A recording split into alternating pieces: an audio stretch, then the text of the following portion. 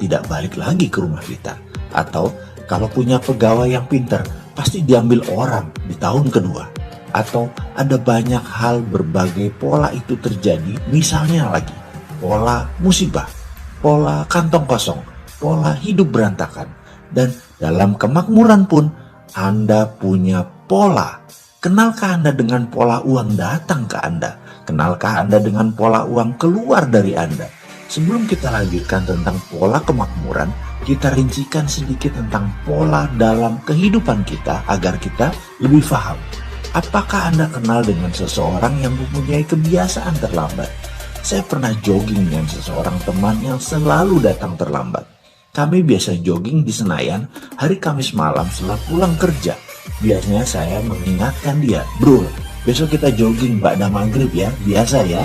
Yang selalu ditanggapinya, "Siap, saya akan datang pas maghriban di sana, di Albana." Dan langsung cus.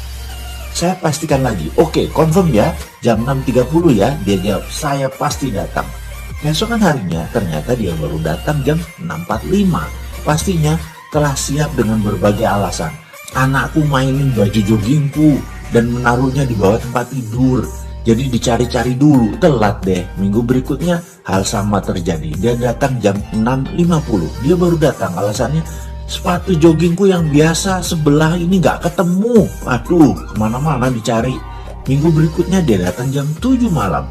"Ikan masku sakit sehingga anakku menangis terus-menerus." Begitu seterusnya. Mulai dari alasan aki mobil mati, mobil tidak bisa starter, kunci mobil hilang, sampai celana dalam yang masih terendam dalam mesin cuci. Akhirnya saya berkata, "Bro, ayo kita buat janjian. Mulai sekarang, untuk setiap 1 menit terlambatmu, kamu harus membayar 20.000 perak ke kotak amal Masjid Albana." Minggu berikutnya dia beralasan pundaknya sakit, dan sejak itu kami tidak pernah jogging bersama lagi. Apa yang terjadi? Dia mengira dunia di luar dirinya yang membuatnya demikian. Dia tidak dengan sadar mencoba datang terlambat, tetapi dalam bawah sadarnya dia menyimpan program yang mengatakan kamu selalu terlambat, dan program inilah yang mengatur hidupnya. Bahkan jika dia secara kebetulan berangkat lebih awal dan ingat bahwa dia mempunyai target untuk datang tepat waktu, ternyata program bawah sadarnya akan membantunya mencari pohon yang bisa ditabrak atau jalan yang tak dikenal yang bisa menyesatkannya. Setelah itu dia akan menarik nafas dalam-dalam dan berkata, "Beginilah saya selalu terlambat." Oke. Sekarang mulai paham dengan pola-pola yang ada dalam diri seseorang, atau bahkan kenal dengan pola diri kita sendiri. Semua ini dalam tanda petik kita yang menciptakan. Sekarang tugas Anda sahabat, coba perhatikan apa yang mengulang dan selalu terjadi dalam diri Anda. Catatlah, jangan lanjutkan sebelum tugas ini dikerjakan setidaknya menemukan satu hal yang berulang dalam diri Anda. Baik hal itu negatif atau hal itu positif.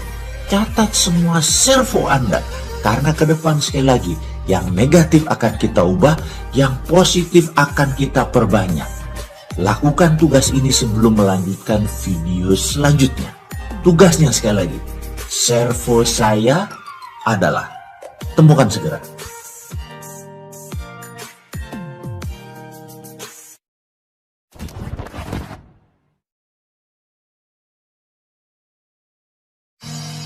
Conscious competence atau kesadaran berkemampuan. Kita sekarang membicarakan hal yang sederhana sedikit atau melompat sedikit dulu. Masalah dengan berpikir benar kok bisa membuat orang menjadi kaya raya? Berpikir dan bertindak seperti apa yang bisa membuat kaya? Menjawab pertanyaan seperti ini memang harus rinci menjelaskannya, juga harus memberi contoh serta pengalaman. Contoh saja membuat mengerti, tapi tidak merubah apapun. Conscious tetap incompetence. Pikirannya tetap tidak berkemampuan. Maju setahap sih, dari unconscious menjadi conscious. Dari belum sadar menjadi sadar. Tapi nggak ada bedanya karena keduanya tetap incompetence. Kita masih belum berkemampuan. Menjadi conscious dan competence, ini poin diskusi kali ini. menjadi kompetens dan berkemampuan untuk makmur. Tugas pertama adalah bagaimana prosperity conscious atau software kaya jika ingin dipasang sistemnya dalam pikiran kita. Maka permasalahan atau keadaan tersebut harus diubah bentuknya atau diubah objeknya. Saya secara pribadi, coach Anda kali ini harus mampu membuat isi kepala sahabat semua untuk saya bisa pasang objeknya. Ini lebih dari visual. Oke, agak sulit menerima informasi ini. Saya ceritakan dalam bentuk lain dengan contoh. Seorang perokok. Baik, saya ini tidak pernah mengatakan bahwa perokok itu buruk. Saya selalu bilang merokok itu baik, tetapi tidak merokok itu lebih baik. Jadi, teman perokok tadi ingin berhenti merokok atau quit smoking. Berbagai cara dia sudah lakukan. Dia sudah menggunakan banyak metode, tapi ternyata kalau lagi stres, atau dia lagi cari ide, atau dia sehabis makan, selalu merokok. Maka saya sebagai orang yang diminta untuk menghilangkan kebiasaan merokok tersebut harus melakukan, dalam tanda petik, mengubah objek dalam pikirannya, mengubah database yang ada di otaknya. Sekarang objek dalam pikirannya adalah merokok itu menyenangkan, merokok itu nikmat rasanya, dan lain sebagainya. Maka saya mengubahnya dengan memberi objek baru dalam pikirannya. Saya duduk di depannya, saya bawa 2 slov rokok favoritnya, 24 bungkus rokok. Saya duduk bersamanya dan setiap batang rokoknya habis, saya akan nyalakan lagi rokok berikutnya dan diberikan kepadanya. Ketika memasuki bungkus ketiga, dadanya mulai sesak. Dan apa yang saya lakukan? Saya paksa terus dia menghisap rokok tersebut sampai 6 jam. Sampai 1 slov habis tanpa jeda. Nangis, pedih, sakit, dadanya sesak, sebel, segala macam rasa masuk bercampur. Dan saya tidak peduli apapun pendapatnya tentang apa yang saya lakukan tadi. Mau dia bilang sadis, mau dia bilang sontoloyo, mau bilang kejam, sampai dia nggak bisa nafas. Entah bungkus keberapa, kita terus jejekin, kita terus beri dia rokok. Di saat itu, berhenti proses ubah proyeknya. Begitu dia muak, berhenti sudah proses mengubah proyeknya. Di sini teman kita tadi sudah punya objek baru. Merokok itu nggak enak, merokok itu bikin sesak, merokok itu bikin sakit, dan sangat traumatis merokok itu. Dan dia pun berhenti merokok. Pasti di sini pertaruhannya. Kalau dia balik merokok, itu mentor abal-abal. Dan ini adalah seni keterampilan merubah sesuatu menjadi objek baru. Keterampilan ini adalah merubah sesuatu menjadi objek yang baru. Tekniknya dikenal dengan nama Progressive Object Experience Technique. Sehubungan dengan kemakmuran dan mengubah kebiasaan buruk yang berulang-ulang dengan servo, kita pun akan melakukan tindakan Progressive Object Experience ini. Kita akan segera mempraktekkan Progressive Experience ini dengan belajar berimajinasi. Itu yang pertama dulu adalah Projected Imaginary, membayangkan sebuah project, dan kita akan mulai pelajaran yang lebih dalam, merubah servo negatif. Sekarang tugasnya cuma satu, Anda temukan peaceful place Anda. Bayangkan dalam pikiran Anda sekarang, temukan peaceful place Anda, tempat kedamaian. Bisa di masjid, bisa di gereja, bisa di tempat ibadah, bisa di sajadah, bisa di Mekah, bisa di gunung, bisa di pantai, bisa di rumah, bisa di tempat tidur, apapun. Tugas Anda cuma satu, temukan peaceful place Anda dalam imajinasi Anda. Lakukan sekarang.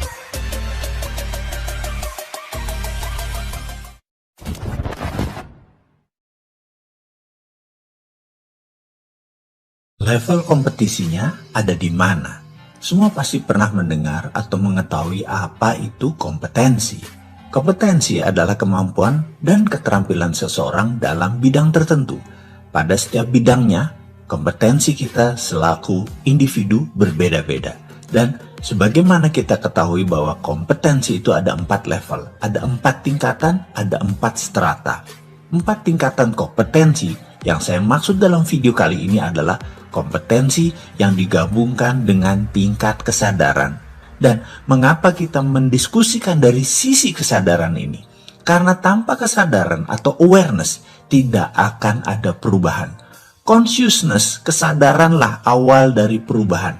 Karena itu dalam bahasa kerennya ada istilah ABC. Awareness before changes. Kesadaran mengawali perubahan, terutama di dalam merubah servo mekanisme kita yang negatif.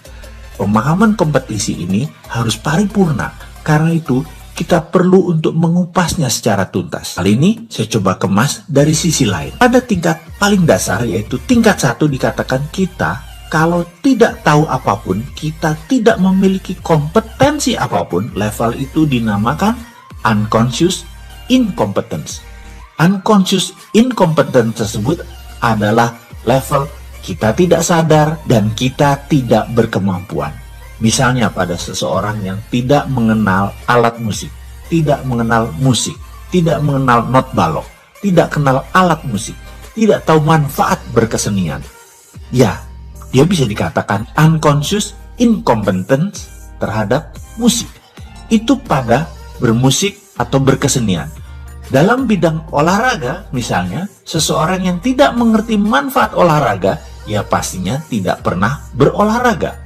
Ketika dia diberi pengetahuan mengenai manfaat olahraga, diinformasikan pentingnya olahraga, mereka masuk ke level 2, yaitu conscious incompetence. Dia mulai memahami manfaat olahraga, tetapi tidak bergerak berolahraga melakukan hal yang baik ini. Sudah sadar olahraga, sudah sadar manfaat, tapi tidak action. Ya setidaknya dia sadar kalau dia tidak berkemampuan. Begitulah kira-kira. Ketika seseorang tersebut memahami arti olahraga, namun sekarang dia mulai melakukan olahraga secara perlahan, bersusah payah dan secara fisik, secara batin, berusaha melakukan olahraga setiap hari. Seringkali dia terhenti dan bolak-balik mulai dari nol lagi, mulai olahraga lagi, nol lagi, olahraga lagi. Ini menandakan dia sudah masuk ke tahap ketiga. Tahap ketiga adalah conscious competence, berkesadaran dan berkemampuan. Sadar akan kemampuannya. Lalu dia paksakan dirinya terus berolahraga. Lalu masuk ke benak dia, tiada hari tanpa olahraga. Bahkan dia resah kalau tidak berolahraga. Tubuhnya nggak enak kalau nggak boleh olahraga. Bicara setiap hari tentang olahraga. Apa yang mata dilihat semua berhubungan dengan olahraga. Pikirannya selalu mendahulukan olahraga. Matanya selalu berbinar-binar jika berbicara tentang komunitas seperti dirinya. Bicara, makan, berjalan, semua selalu berdiskusi dan menyempatkan olahraga. Maka dia sudah mencapai kompetensi yang lebih tinggi, yaitu level 4 yang disebut unconscious competence. Kemampuannya sudah berada di subsistem paling dalam. Kompetensinya sudah berada di bawah sadar. Ada sebuah catatan penting, yaitu memasuki keterampilan kompetensi di dalam bawah sadar. Ada seni tersendiri, sangat khusus karena level 1, 2, dan 3 Anda bisa lalui dengan seketika. Namun untuk menjadi masuk ke level 4 perlu tenaga dorong tersendiri. Tahapan tersulit sekali lagi adalah di level 3, berada di conscious competence. Sekarang kita lompat ke bidang lain. Di manakah level kompetensi kemakmuran Anda? Anda boleh renungan pertanyaan ini karena bagi saya penting untuk mengetahui level berapa sahabat punya kompetensi di bidang kemakmuran. Dan setelah ini, maukah menggeser atau meningkatkan level kompetensi tersebut ke level yang lebih tinggi? Oke, tugas kali ini mohon sahabat merenung sebentar. Di mana level kompetensi kemakmuran sahabat? Level 1 kah? Level 2 kah? Di mana keduanya Anda masih harus bekerja keras untuk mendatangkan uang ke Anda. Level 3, di mana usaha sedikit saja hasilnya maksimum. Atau Anda sudah di level 4, seakan tanpa kerja hasilnya maksimum.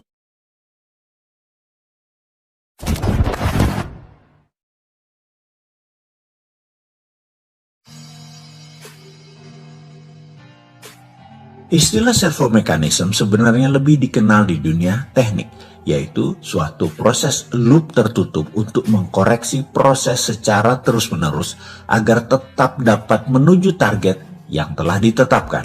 Sebagai contoh peluncuran peluru kendali. ini menerapkan teknik servo mechanism, di mana ketika target telah dikunci, maka gerakan peluru yang mulai melenceng akan direvisi ulang sehingga kembali menuju arah semula. Proses revisi ini berlangsung terus-menerus sampai dengan akhirnya peluru kendali tadi tepat mengenai sasaran yang telah ditetapkan. Apa hubungannya dengan perilaku manusia? Sangat berhubungan erat. Dr. Maxwell dalam sebuah karyanya, bukunya yang berjudul Psycho-Cybernetic, yang menyoroti peran besar dari self-image dan habit dalam kesuksesan seseorang, memperkenalkan penggunaan istilah servo mechanism ini untuk menggambarkan gerakan kecenderungan manusia. Pada dasarnya dalam kehidupan ini, setiap orang bergerak dengan prinsip servo mechanism, alias terus-menerus melakukan koreksi sehingga sesuatu yang digariskan terjadi, di mana proses koreksi ini berlangsung dengan keterlibatan seluruh kesadaran holistik manusia, conscious dan unconscious.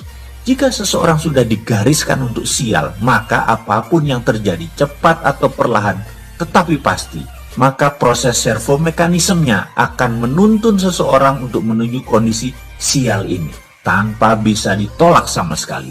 Demikian juga jika seseorang digariskan untuk beruntung, maka servo mekanisme ini dengan mudah akan membawanya ke keadaan yang seharusnya, yaitu beruntung.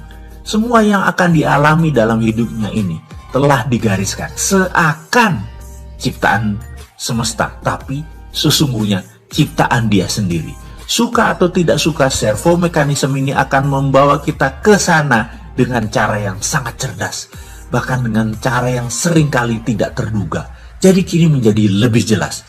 Jika sesuatu saat ini kita berkeinginan untuk mencapai sesuatu yang biasanya dalam hal ini hal-hal yang indah dan menyenangkan, lalu di dalam perjalanannya seakan-akan kita sudah semakin mendekati hal tersebut, tetapi tiba-tiba di akhirnya semua berbelok, maka jangan menyalahkan siapapun, karena servo mekanisme dalam diri kita lah yang bekerja.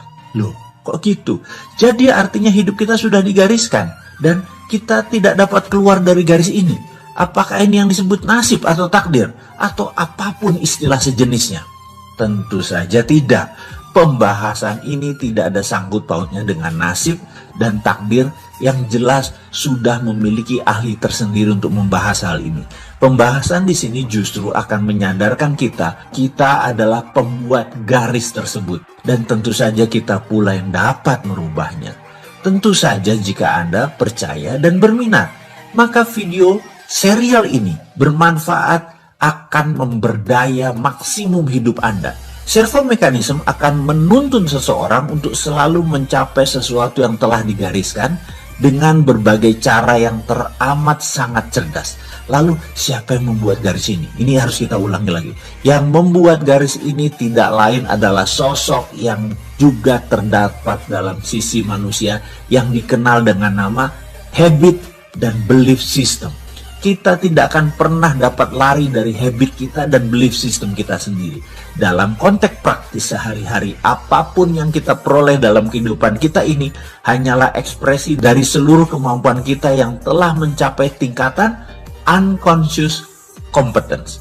Sebagai contoh, jika kita pernah mengalami kegagalan dalam suatu aspek kehidupan, katakanlah bisnis, maka kegagalan-kegagalan berikutnya akan cenderung untuk memperkuat self-image dan belief bahwa kita adalah ahli kegagalan bisnis. Itu jadi seakan-akan jadi habit. Lalu sampai dengan batas tertentu kegagalan bisnis ini akan menjadi skill dan melekat dalam diri seseorang tersebut, alias sudah mencapai tingkatan keahlian unconscious competence. Lalu sejak saat itu bergeraklah langkah dia yang dipandu oleh automatic guided system yang bergerak dalam pola servo mekanismenya. Setiap dia berbisnis pasti merugi sehingga dia frustrasi karena kegagalan adalah ahlinya dia. Apapun dalam kehidupan ini, jika telah sedemikian mudahnya mencapainya, maka sesungguhnya kita sudah menjadi ahli alias berkemampuan. Kita telah mencapai tingkat unconscious competence. Sekarang kita list pertanyaan di bawah ini. Apakah Anda pribadi yang selalu beruntung? Apakah Anda selalu didera sial yang tak berujung? Apakah Anda gampang memperoleh pinjaman uang? Apakah Anda selalu ditolak saat meminjam uang? Apakah Anda selalu sehat? Apakah Anda mudah mencari sahabat? Apakah sangat mudah Anda mencari musuh? Apakah Anda sulit mencari uang? Atau uang selalu mendatangi Anda? Apakah Anda selalu ditolak oleh lawan jenis Anda? Apakah Anda seorang yang sangat mudah memperoleh pasangan? Apapun itu, kemampuan arahnya menunjukkan bahwa Anda telah menjadi ahlinya secara unconscious competence. Servo mekanisme Anda akan selalu berproses untuk menciptakan hal tersebut. Nasib manusia, baik atau buruk, tertulis di habit, di servo mekanisme, dan di belief systemnya. Bagai blueprint yang selalu mengawali suatu perwujudan dan semuanya Anda yang mengendalikan. Sekali lagi kita ingatkan, servo negatif harus kita buang, servo positif harus kita